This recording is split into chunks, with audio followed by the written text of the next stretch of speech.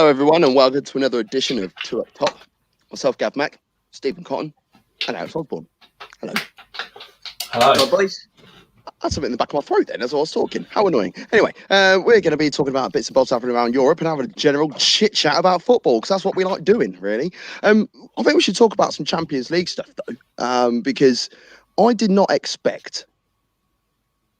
I honestly believed that Napoli were going to win the other day. I don't know why, but there was just something in me that said, Napoli are going to win today. And I got that horribly, horribly wrong. Oh, by the way, did you know if you put Two Up Top into Google, our name comes up first? Are you talking to us or the people? I'm speaking in general. And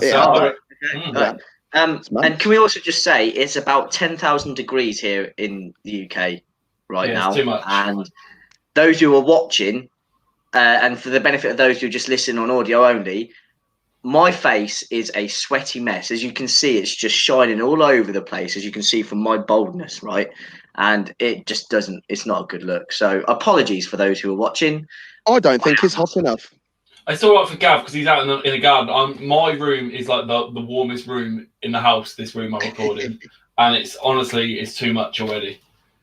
Oh, bless you, boys. Bless you, bless you, bless you. You can subscribe to our YouTube channel at Two Up Top Football. It's running along the bottom of the screen right now. Make sure you do. Yeah, make sure you do. And you can follow us on all social media by doing exactly the same. Anyway, let's talk about some Champions League football, as I said before. So let's dig into it. Right, yeah. So Napoli, yeah. You got that horribly wrong. Oh, massively. 3-1 that finished. 3-0 after 30 minutes, wasn't it? Yeah. Sad state of affairs for Napoli, who have qualified for Europe for next year, but they're not in the top tier. But Barcelona, I don't know why the bookies are installing them as favourites. Because Bayern all the way. It's reputation, isn't it? It's reputation. That's what it is. Because, well, Man City are better than Barcelona. Yeah, Bayern are better than Barcelona. Yeah. And it's going to be one of those two who win it for me. I think that game against Napoli showed, like, even when Barca aren't up to their best, and they didn't play particularly well, Messi just does stupid things and just drags them through. But Messi's goal is he's been tackled 94 times in the space of like 5 feet in the box, and he falls over, still comes away with the ball, and still manages to score. And I don't understand how he's allowed to do it. He's brilliant. He is brilliant, but honestly, I think I've always said this about Messi. I think defenders are so scared to tackle him that they kind of just wimp out, that they just stick a little foot in, and not one of the challenges that he wiggled free of was a decent challenge. Like, no one wanted to just stick a foot in, and whether that's because he's so tricky that you're going to give away a penalty against him or not, but it's just such a stupid. What? How has he done it? He's too good, man. He's too good. He's GOAT, man. I don't care. We talk about Ronaldo. Oh, I don't know, because then I'll go, then I'll watch Ronaldo again. I'm like, well, it's Ronaldo, isn't it? He's number one. Let's just be thankful with how the generation where we've had them both to watch, man. Yeah, 100%. Because every time there's decent players that are knocking around, we'll be like, this player is done all right, but then there's no one else that's ready to step, or there's 2 players or 3 players all at the same time that are doing major bits. Ronaldo, he bagged a brace to the day. He did all right. Yeah. Wasn't it? There's a stat. Was it? He was the first player who's played for Juventus and scored that amount of goals in like 40 or 50 years or something. Yeah, he scored plenty. There was a common theme in this game, right? I was at work while this was happening, but I spotted it. See if you guys can spot what the common theme of goal scorers in this game was. Ex-Man United players. That's one of the things. Yeah. I'll tell you. Both penalties. No, I didn't hear. I was saying there's a United theme in this, but it's both penalties were scored by former Manchester United number 7s. Oh, shiny bit of trivia for them. Yeah. Oh, might need that on a quiz night. Oh, by the way, it's the Mail Coach quiz tonight, 7 o'clock, 8 o'clock even. So if you don't want to watch Man United tonight, then pop down the mailie. Make sure you book a table. But yeah, Depay is meant to be. Where's he meant to be going? Dortmund. Dortmund, yeah, that was the rumor that he was going to go and replace Sancho. So it could still happen. It could still happen. Like we were saying just a while ago, the Sancho thing, it's going to go on all summer. It's not going to be wrapped up by the end of the week. It's not going to be wrapped up by the end of the month. It's going to go on. The Dortmund technical director or whatever his job was that came out and said he's not going anywhere. Said the same about Dembele. Said the same about Aubameyang. They're holding out for more money. That's what it's all about. There's also 56 days left in the transfer window. Yeah, that's what it is. That like we get United get caught up embroiled in these things every single time.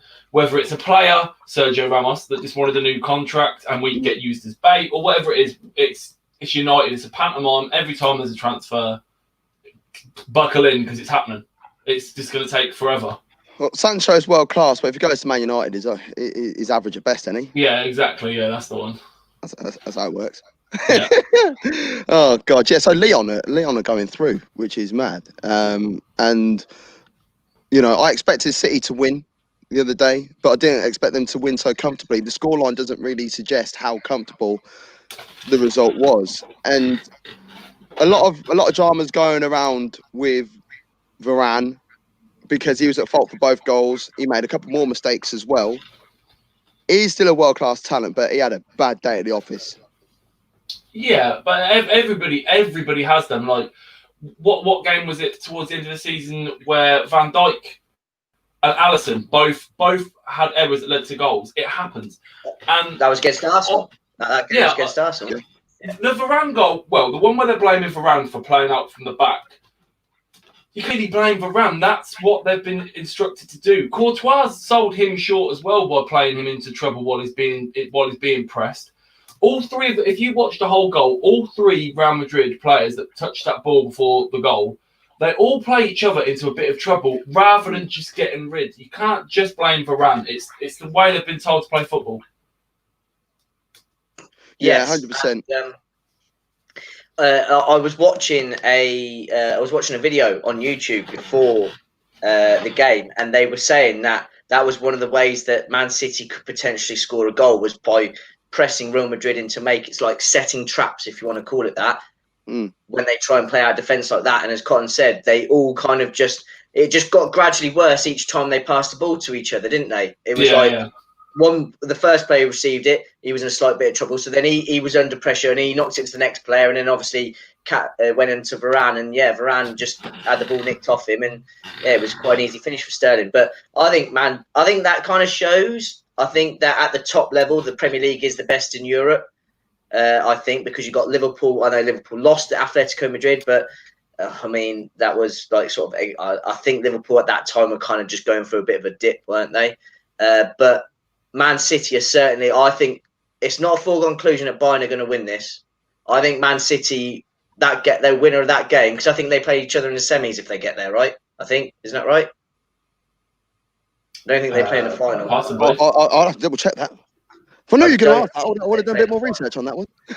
I thought it was. What's the other? Bayern have got Barca, haven't they? Yeah.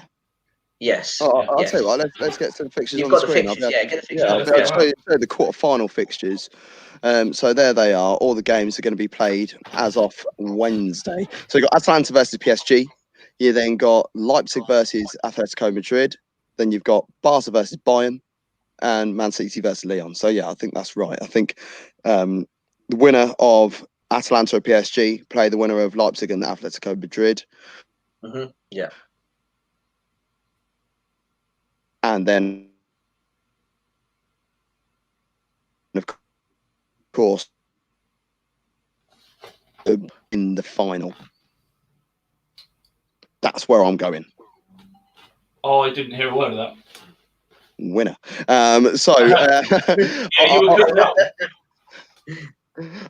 saying Atletico Madrid will make the final, and they'll lose to Bayern Munich in that final.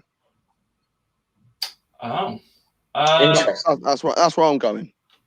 I don't know. PSG still got a good chance.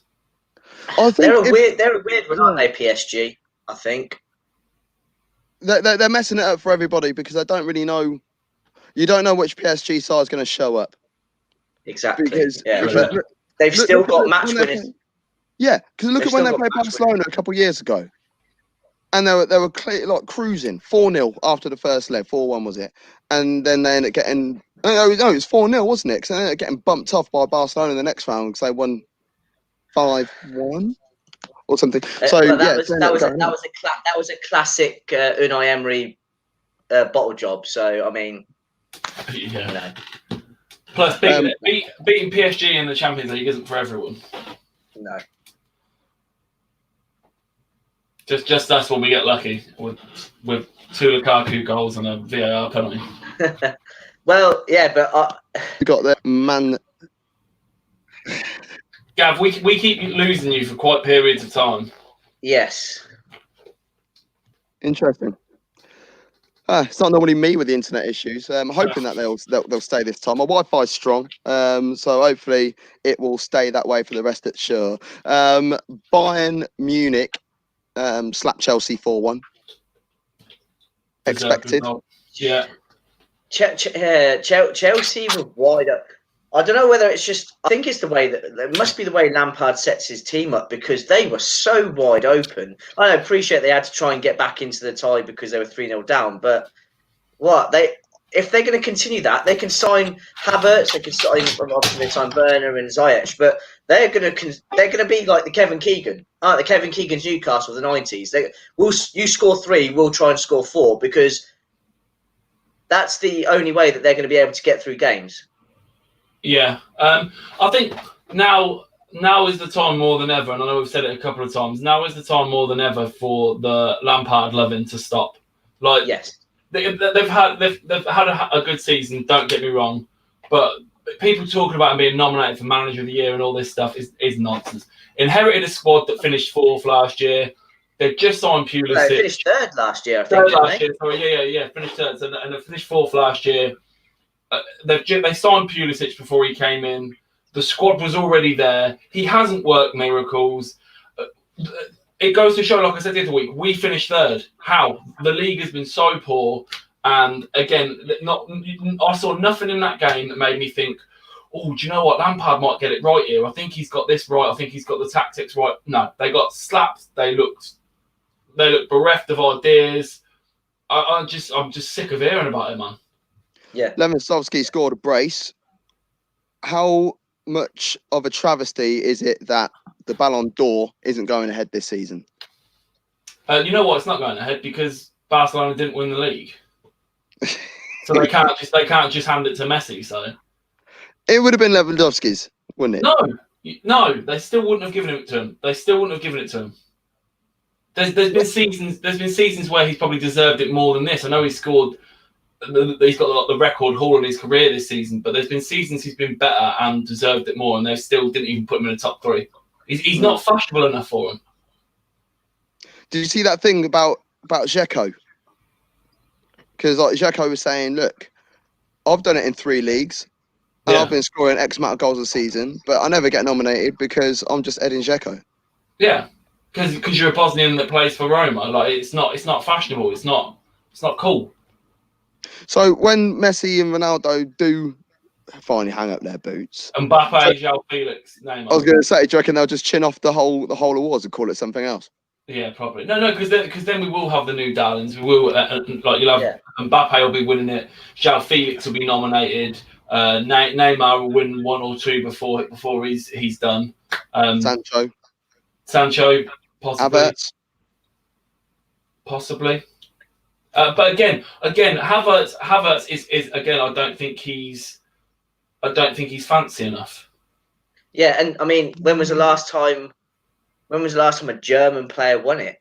I can't remember a German player winning it for quite some time. I know it's obviously been Messi and Ronaldo's show for like the last 15 odd years, but even before then, when was the last time a German player won it or was considered?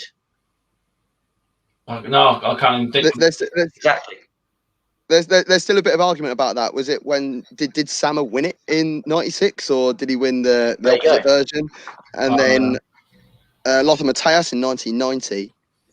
So, and it's always going to be an attacking player as well because you couldn't see Van Dijk being nominated for it, or coming in the top 3.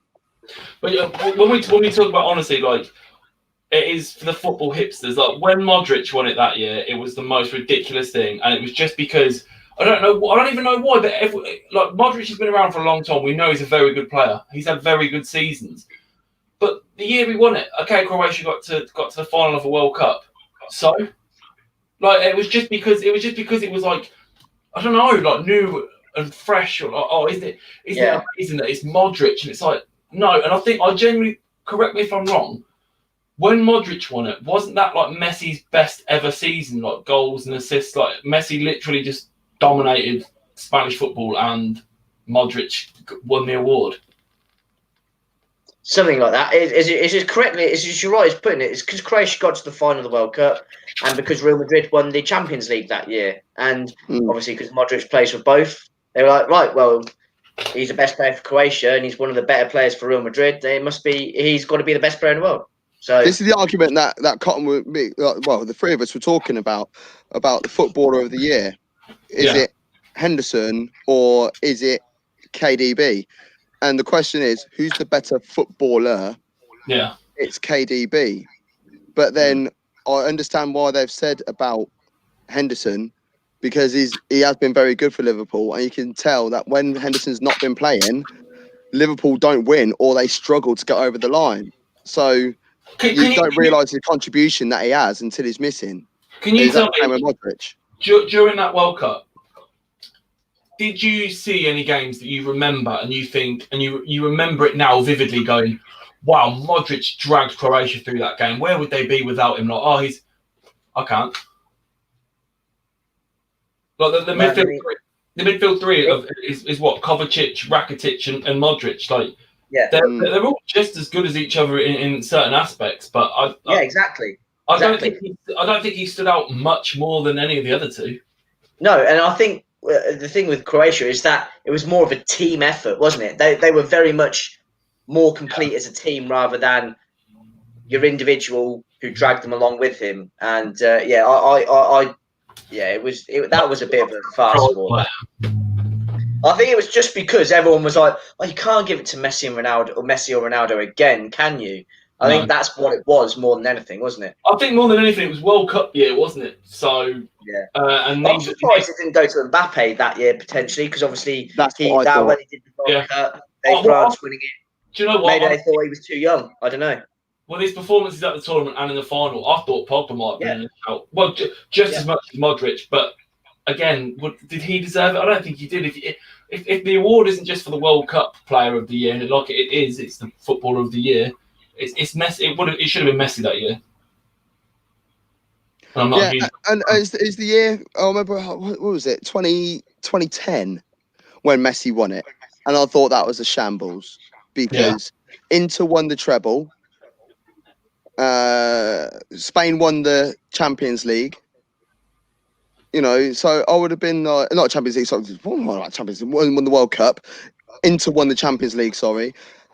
So then I'll still look at maybe Iniesta that year. Yeah, I mean, there's been plenty of times when awards and stuff have been very. What was it? The World Cup. It was Was it 2000? What?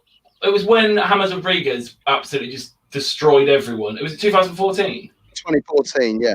James Rodriguez absolutely ruined everyone. Scored goal of the century.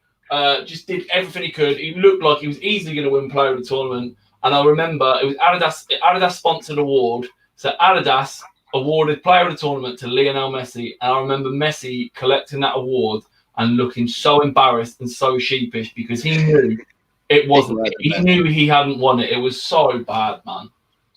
But again, it's because it's Messi, and it's sponsored by the people it's sponsored by. There's more to it than who was the better player that year. It's almost like Eurovision, isn't it? Yeah. It's all politics. There's the only way I can put it. It really is. I will link you to that podcast I told you about how corrupt FIFA was until Sepp Blatter came in. But it honestly, it is things like certain deals from certain sports brands influencing certain events and certain poster boys and stuff like that, and giving awards out was part of that deal. Like I think it was Adidas as well.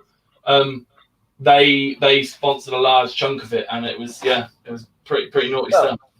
Talking about sponsors getting involved, remember that there was that whole fiasco, was it, the World Cup '98 final with Ronaldo? There's that huge rumours that I've always heard, and it's never really gone away, that's saying that once Nike heard that Ronaldo wasn't going to be in the final because of his episode that he had earlier in the day, that they got onto the Brazil coach, said, no, you have to play Ronaldo no matter what. Wow. I won't be surprised. It's that's sponsors, they wield so much money and everything. Think of it in the NFL. If a player doesn't wear official sponsorship apparel, they get fined by the NFL. The NFL get fined by the sponsors. It's just nuts. It's nuts. The Adidas Lionel Messi Award. But what was there any more Champions League games, Gav? There was just those four, wasn't it? Oh, they got played last week. Yeah. Yeah, that's just those ones. But we've got some Europa League. Let's get the Europa League fixtures up for everybody to see. Because one of those games is tonight. Two of those games are tonight. And that's Man United versus Copenhagen and Inter Milan versus Bayer Leverkusen. Then tomorrow we've got Shakhtar Donetsk versus Basel and Wolves versus Sevilla. So, I am. This one's a bit difficult, I think, to predict. What, the games or an overall winner? Overall winner. Man United will beat Copenhagen. Inter, Bayer Leverkusen, that's a tough one to call. Shakhtar will beat Basel, and Wolves, Sevilla. You expect Sevilla because it's their tournament, but then Wolves, you don't know which Wolves side are going to show up. Yeah, honestly, I'm quietly confident, and I'm never quietly confident when it comes to us and trophies. But if we get past Copenhagen, which we should do, but we shouldn't take it lightly, and we shouldn't just go out there and think the job's done. If someone can dispose of Inter Milan for us before the final, I'd be very confident. Then it wouldn't even be quietly confident. I'd be very confident. I don't really see it. This game has Man U versus Inter, goals from Lukaku and Sanchez. And Sanchez, of course, of course it does. That's why I'll just get them out of the way. Someone, I'd be more worried about playing Inter than I'd be worried about playing Leverkusen. Alex, what do you think of these fixtures? Where can you see this one going? I suppose it all depends on what Ole Gunnar Solskjaer does, because if he plays his full strength side, Man United should win this competition quite comfortably for me. But if he plays some of his younger players, I think he can get away with it against Copenhagen, for example. But if he gets to the semi-final when he's still playing the younger players, then it might be a little bit more tricky there, because all the other sides there are pretty decent, or certainly decent enough to take advantage of that. And then because he could treat this as United's pre-season, because doesn't the Premier League start beginning of September, right? That's when it's due to start, or sort of the second week of September. 12th of September. Well, as we speak, breaking news: the lineup has just been announced by United. Oh, go on then. I'll read it back to front, and there's one surprising change. Martial, Rashford, Fernandes, Greenwood, Fred, Pogba. So we're not this is it now. There's no more playing the kids or playing Lingards. It's serious. Williams, Maguire, Boye, Wan-Bissaka, De Gea, Sergio Romero. Oh, good. I'm glad. So it should be. Romero's a better goalkeeper than De Gea anyway. Recently he has been, yeah. But can you tell me a time when Sergio Romero has made a mistake? Not mistakes. There's been a few goals he has conceded where he's not pushed the ball far away enough and little things like that. But when he plays, he's decent. But it's also false stats with Romero, because you look at his stats and it's like he's played 19 games for United this season and only conceded 5 goals. Those games he's played are against people like Tranmere in the Carabao Cup, and he plays all the Europa League group games against nobodies. Like they are a bit stat paddy games. Like he hasn't played massive league games and kept clean sheets that often. So I will say that about him. I do, I love Romero, but yeah. Who would you start with, Alex? Right now, I'd still start with De Gea because I still think he's a better keeper than Romero. Because I think Romero's all right, he's fairly decent, but he's not gonna. I don't think he'll produce you a match-winning save. Now, I think De Gea still could do that, but obviously he's just as likely to drop a clanger for you, so it kind of cancels it out. But that's why De Gea still is capable of. I think I still think De Gea is a better goalkeeper out of the two. I'm pretty sure that Romero has been playing in the Europa League, so it's not that much of a shock. But now it's got down to final stages. Yeah. Ole Gunnar Solskjaer clearly wants to win this. I mean, and I actually like that as well, though, because it's still a trophy at the end of the day. It's a European trophy. It's still some prestige, and it still adds to the. If you win it, it still adds to the lure and the tradition and the history and the trophy hall of Manchester United. So I like that from Ole Gunnar Solskjaer. I think that Man United will be second seeds or potentially even third seeds by going into the Champions League. So if they win the Europa League, they'll be number 1 seed. 1 to 8 seeded. So then they'll head their group. So I think it's in their best interest to go out there and win it. Yeah, I mean, that could obviously have been a factor into what is side selection, but I'm pretty certain it's more a case of, and also you think about it, how many times are teams going to be able to say, "Oh, we won the Europa League or European competition under these special rules"? I mean, that's got a little bit of uniqueness about it as well. So, no, I'm a big fan of Ole Gunnar Solskjaer doing this.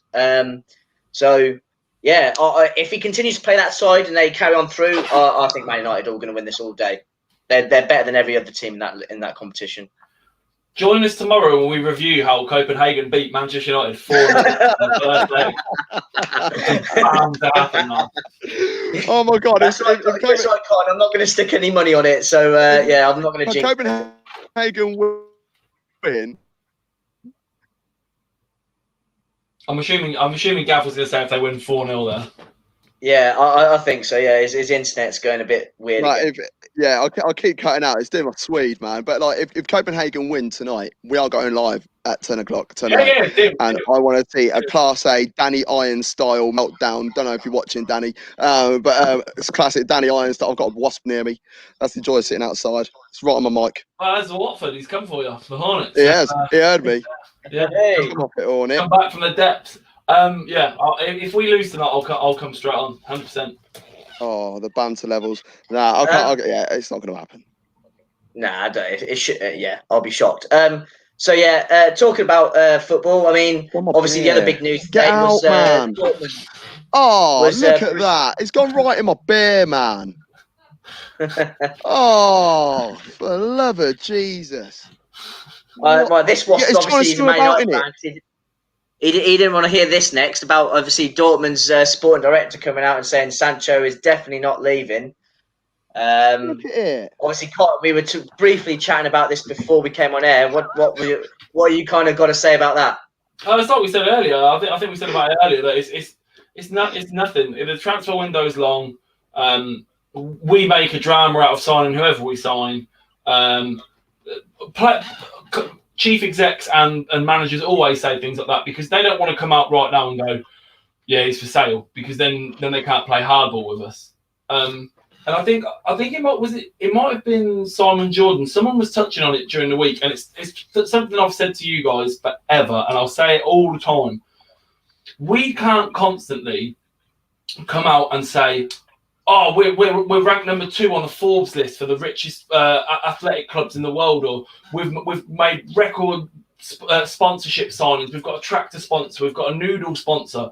We're the richest club in the world, and then be surprised when a club wants a bit more money from us. It doesn't work like that. You can't cry poverty over transfers when you just bang on about how much money you've got. I'm not having it. And this is, if it's going to be a case of Bruno.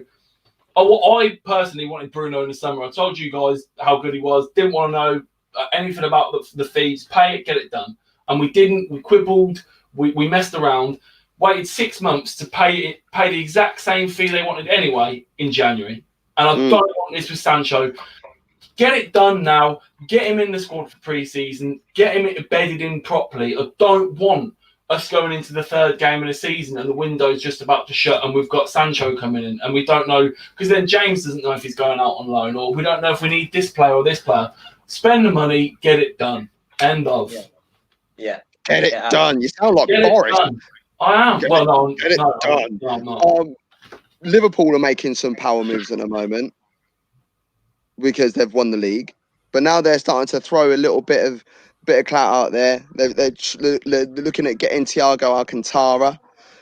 We hope that, Liverpool fans are hoping that move happens. If it does happen, it's only 25 mil, isn't it?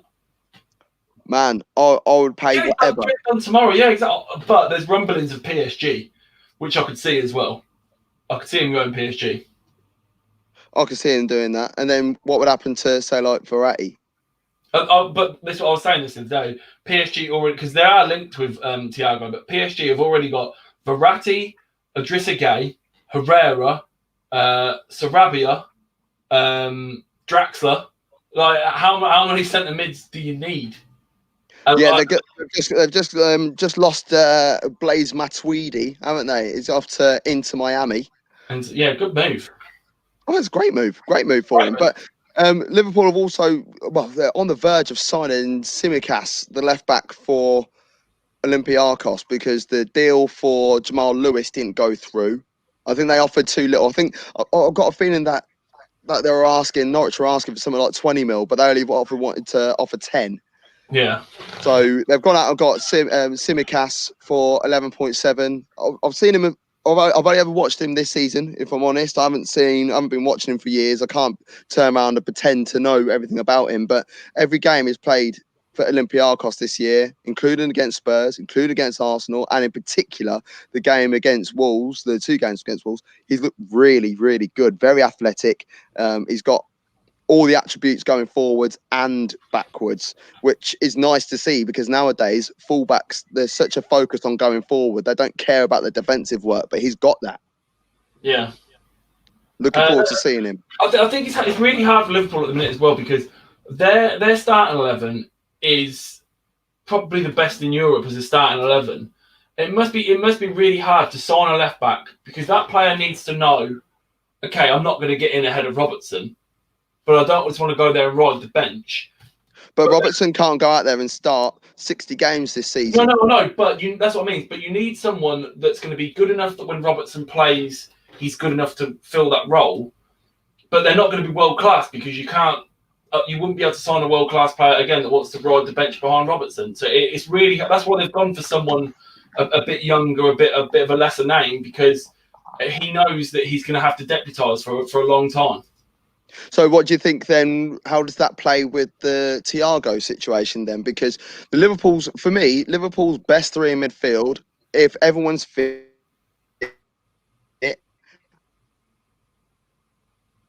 If everyone's fit.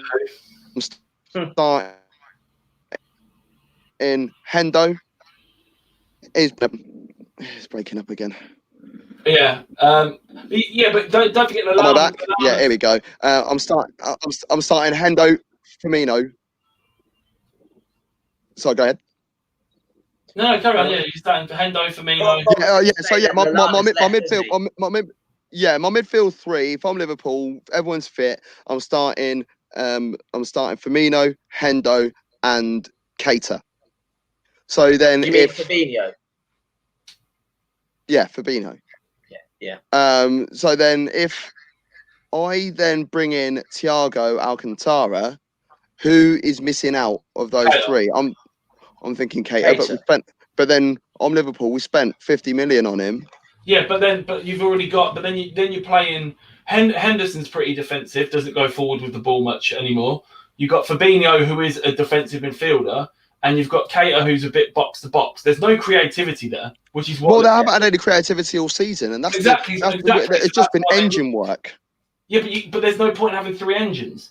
You can't. There's but no then point Alcantara can unlock doors. Yeah, exactly. That's why I'm saying one of them's going to have to. If anything, I can see Henderson getting reduced game time. He looks a bit leggy. He looks like he's getting on a bit, but they have to find someone like you said, to unlock doors. It's all right breaking down play and just getting the ball to Salah and Mane, but it doesn't work all the time. It doesn't work every game. So they do need someone like Thiago who can pick a pass, who can unlock spaces, because Fabinho, Keita and Henderson, that's not their roles. Yeah, I understand that. It's a tough one. I think. Do you think Liverpool win the league next year? No. Who's winning it? City. Alex? Same. Man City, I think. They'll be there. I think they'll be determined to get it back. Yeah. I think teams could potentially, like I say, if Liverpool don't come up with a plan B, which would involve Thiago, then teams can figure out the patterns of play that Liverpool like to go in, you know? And it was kind of happening already. It's that, I mean, you think about the amount of victories Liverpool had this year, which were 1-0, 2-1. They were very tight, close games, right? And on another season, that can go the other way, can't it? That could go very much the other way. And so... Look at their back four. All I know is Pep won't have another. Pep will not settle for another season like they've had this year. Pep won't have it. Like they'll bounce back. They've got Ake. They will make signings. They will shore it up. And that he just won't let that happen again. Like there's no way. And I think, like you said, Liverpool did get found out. If you look at the games before the Corona stopped everything, they got beat by Atletico Madrid. Watford beat them, and then when they came back after the restart, they didn't look overly impressive.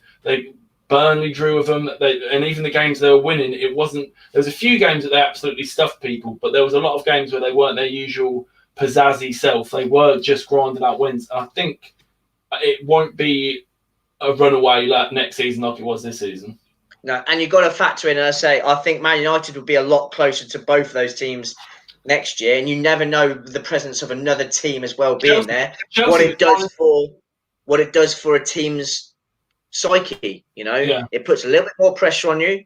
They've just come off what we can all agree is a 2-3 year. Well, I say more. It's more of a 2-year incredible run where they've won the Champions League, and they got to the Champions League final before that. Record points as runners up. Obviously, second record points for winning the title. I mean, the only way from there is down. You can only equal that. No, I think there's still another level. I think there's still another level that Liverpool can hit, and I do honestly believe that. I don't know. I think Liverpool will win. I think they'll win the title again next year, but it's not going to be. There are going to be a lot more teams involved, and I don't think the title will be decided until the penultimate weekend of the season or like 3 weeks before the end of the season. It's going to be a lot tighter. A lot tighter. I mean, it's definitely not going to be a runaway situation again. No. I think Liverpool's home form is just incredible. I don't think they lost a game in 3 seasons at home, which is a madness, you know. And that back four is a joke. I think they can still strengthen that as well. But I think was it me and you, Cotton, or was it me and you, Alex? I can't remember when we were having a chat the other day. Are there, other than take Van Dijk out of the equation, in fact, even include Van Dijk, because it's not going to be included in it, under the age of 30, can you name 3 world-class centre-backs? Well, we had this conversation during the award show, didn't we? We were saying, like, Van Dijk the reason why he looks so good is because he's the standout player at that position. There's really, you've got some good centre-halves. I can give you 3. 3 world class. You won't agree with me on one of them. Raphael Varane, still world class. Don't want to hear about it. Yeah. Look at his trophy haul in the last 5-6 years and how old he is and what he's won. Raphael Varane. Yeah. Don't want to hear about that. No discussion. Yeah. Koulibaly. No. Yep, has been one of the best in Europe for years. Again, he's had a few bad games in the Champions League that highlights it. But if you watch Serie A week in, week out, you know how good he is. He's good. Yeah, he's good. He's world class. World class. No, my third, I'm going back to Serie A. Milan Skriniar. Okay, Skriniar. Yeah, I'm up there with that. for the love of list FTLOL podcast. They're tuned in. Thanks for watching, guys, and I'm sure we're going to catch up very soon. Okay, I can kind of agree with Laporte there, but yeah, Nicholas Sewell doesn't even start for Bayern. He doesn't start. He has. Yeah, he's put Varane, Sula, and Laporte. Yeah, Sula's played all season. Hernandez has been injured all season. Sula's been amazing. I wouldn't say he's world class yet, but he's been very good. He has been very good. But I wouldn't say he's world class. But I can agree with Laporte actually, because really you look at his absence when he left. That's kind of when City's title challenge really started to dip. I think if we actually put are we saying that Matthias de Ligt isn't world class?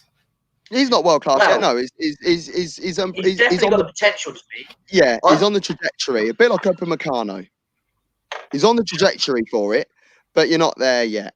Don't let the chance. I still think the jury's out about Upamecano. I still think the jury's out on him. I'm not sure if he's quite as good as what he's been hyped up to be. Oh, he definitely is. He needs to mature a little bit, but he is going to be world class. He's just not there yet.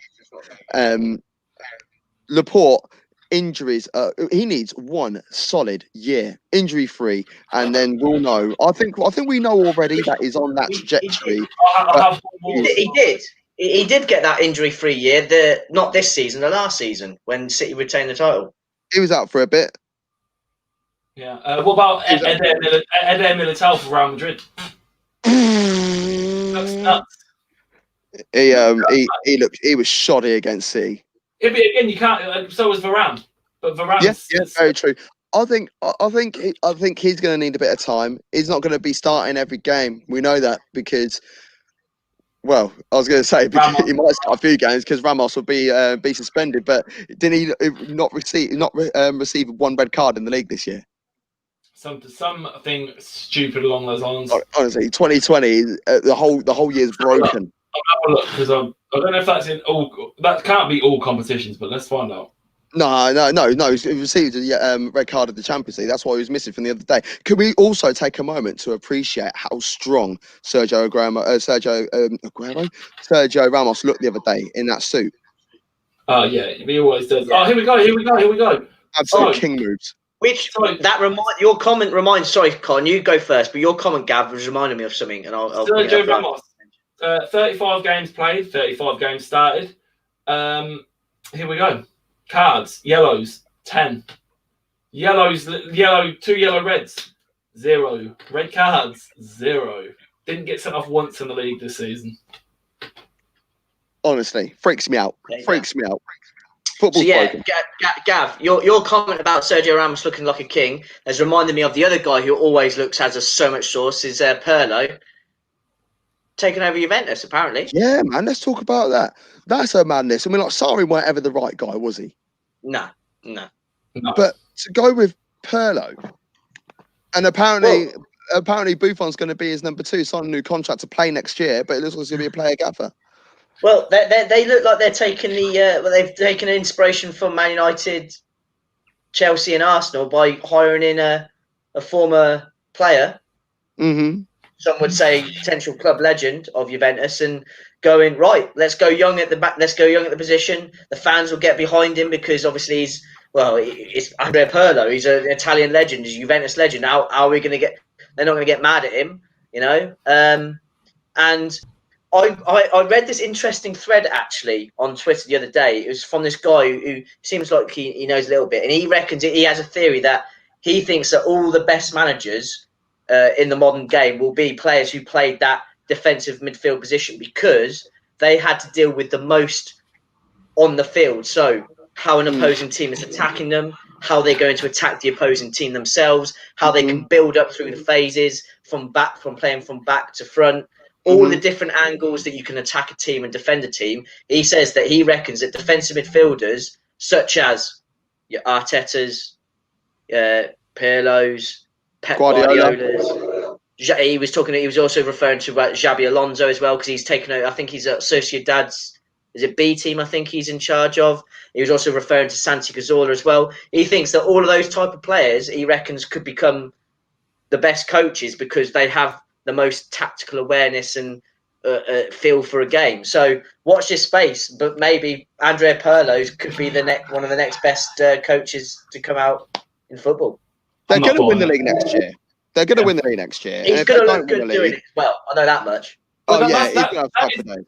That is the minimum requirement at Juventus. It's the same as going to manage in Scotland. If you're the manager of Celtic, winning the league is that is a requirement. It's not like reaching the Champions League final might be an aim or an ambition. Winning the League Cup might be an ambition or whatever. But winning the league is bread and butter. You've got to do it.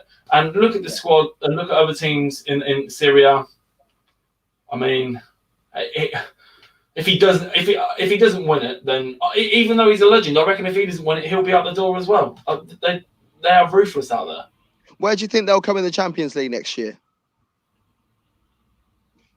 I think they've got to get younger. They have to get younger. Yeah, they're too old. Aging, man.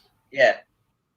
They've tried to introduce younger players, and they have brought a few in. But you look around, and even the younger players that have come in, they're half decent, but they're not where you need them to be. Ronaldo can't go on forever. Mandzukic is still there, isn't he? He can't go on forever. It's just they've got a young lad. They've got a young striker. I don't know how many games he was able to get in the end. For Varley. Yeah. Oh, for the love of Yeah. Gee. But yeah, honestly, I'll tell you. I'm back. I'll tell you what. I've got another interesting stat for you as well. Just while we were talking about the Sergio Ramos. So in 2018-19, Pepe played 13 games for Porto in the second half of the season. Only 4 yellow cards, no red cards. Right. This year, 19-20, he played the entire season for Porto. Well, he played 25 games, 5 yellow cards, 0 red cards, a season and a half, and Pepe hasn't been sent off either. What is going on? This is what's led to the downfall of 2020. I'm certain of it. And the lead up of how many goals Rambo bagged as well. So going back to Juve, for Varley, they've got a young lad for Varley. He knocks around in pre-season. I think he might get a chance next year. He's a very good striker. He's about 6'4", and he can do all the naughty work. Potentially, but then they have Moise Keane. They had Moise Keane as the player that was going to break through, and look how that's turned out. When he's not knocking people out, slapping people up in the street on holiday. A lot of people seem to think that wasn't him. That's him, man. I thought it definitely looks like him. But yeah, that's got to be. That was interesting. I just think though, I think Juventus really reflect Italian football as a whole. It's obviously not the power or the force it used to be.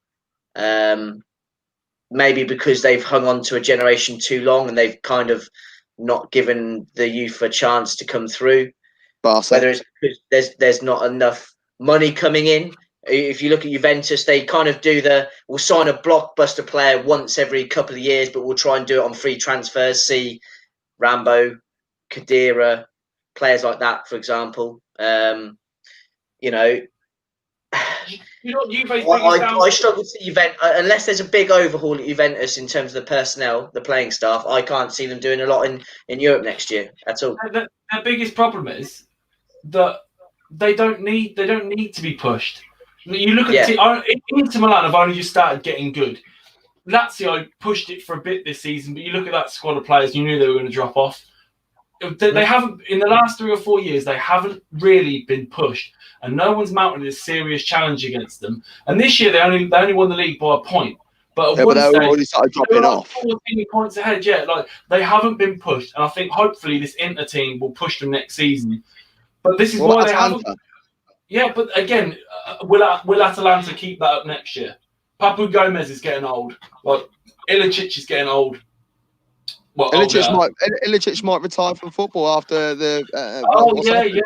Because he went back home to Slovenia after lockdown to discover his wife cheating on him and it's completely shattered his life.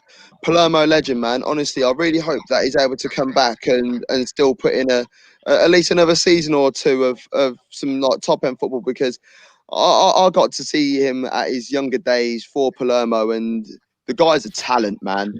Absolute talent. But yeah, like we're saying though, it's not going to be.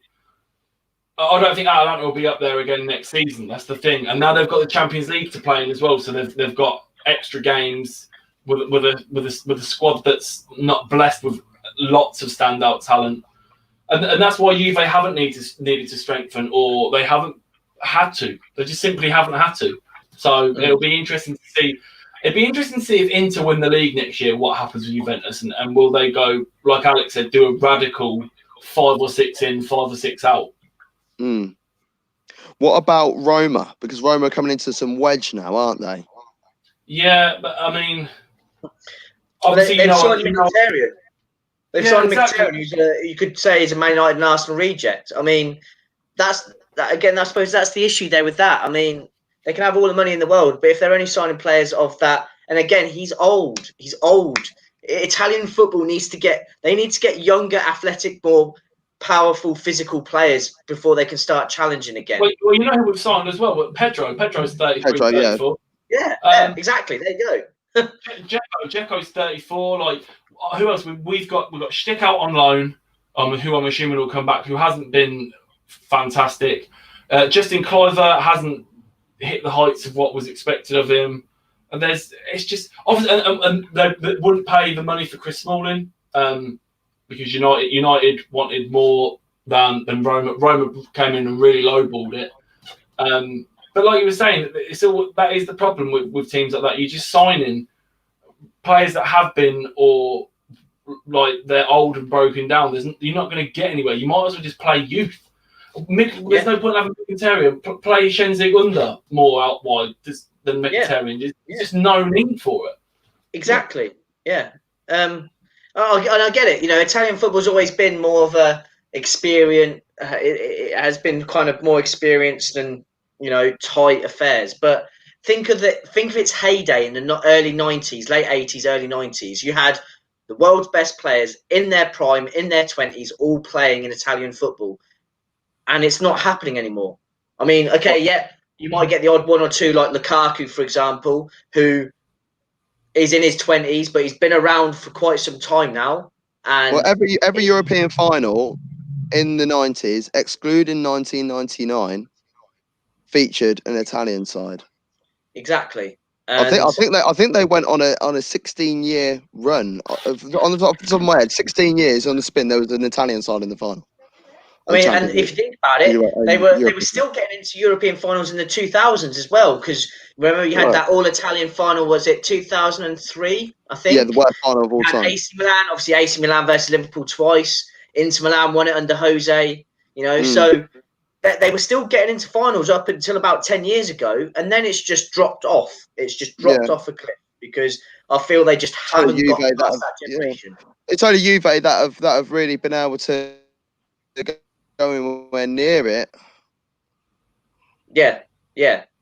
Well, as Gav's internet has dropped again, but they obviously got to the final against Barcelona, didn't they? But they haven't really looked like getting back ever since. No. Yeah.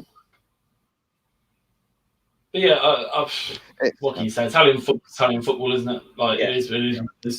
And it's a shame, because I think European competition needs that variety. You know, you've got English football has always been predominantly, it's been about passion, power, pace, you know, all of that. And now obviously with the introduction of obviously foreign players 20 years ago, and now the English players that are coming through the academies, you've got the technical aspects of it. You've got your Spanish sides, which have always been highly technical, highly obviously skilled.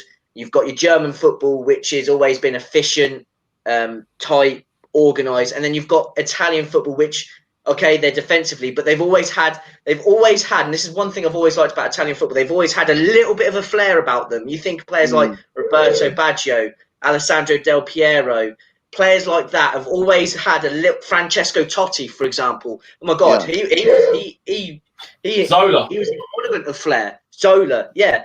Those kind of players mixed in with the defensive has always made it interesting. And European football, I think, needs that because you then got a lovely, great matches and people coming up against each other. You know, what's the classic saying in boxing? Styles makes fights, right? Same can apply to football. Imagine like Italian sides with that against Man City now or Liverpool now. That would be such a fascinating watch, and you just want that to happen. But unfortunately, I just feel like Italian football kind of gets in its own way, I think. Yeah. It is Europa League tonight, and we are going to start wrapping up because we want to watch the game because we're massive football fans. So, yeah, you've got all these games on BT Sport. We mentioned it a little bit at the beginning of the show, but yeah, we've got Man United versus Copenhagen, we've got Inter versus Bayer Leverkusen, Shakhtar versus Basel, and Wolves versus Sevilla over the next couple of days. Prediction on tonight's score: Man United versus Copenhagen. 3-0. I was going to say 3-0 or 3-1. Yeah, I'm going to go with a 3-1. I'm going to go with a 3-1. Inter versus Bayer Leverkusen. 1-0. And who wins after extra time and pens? Oh God, there's no second legs, is there? Oh!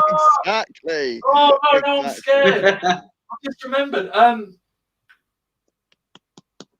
say 2-0 into Milan. I'm going 2-0 in Milan. Into Milan. Leverkusen win that game.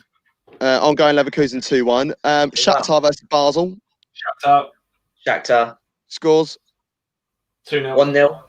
3-0 Shakhtar. And Wolves versus Sevilla. Sevilla after extra time. I'm going to say Wolves. I would say Wolves 1-0. I'm going Wolves 2-1. Yeah, so yeah, it's going to be interesting. We'll see how we get along. We're next back on the air on Thursday with our top fives. There might be a show in between then. Who knows? And then Man United lose tonight. Oh yeah, if Man United lose tonight, we are going back on live at 10 o'clock. And me and Alex are just going to sit there like this. I'm just going to let Cotton just release a bit of steam. But you can follow us on all social media at 2 Up Top Football. In particular, you can subscribe to our YouTube channel at 2 Up Top Football. It's going along the bottom down there. And did you know if you put 2 Up Top into Google, our name comes up first? Thanks for watching, guys.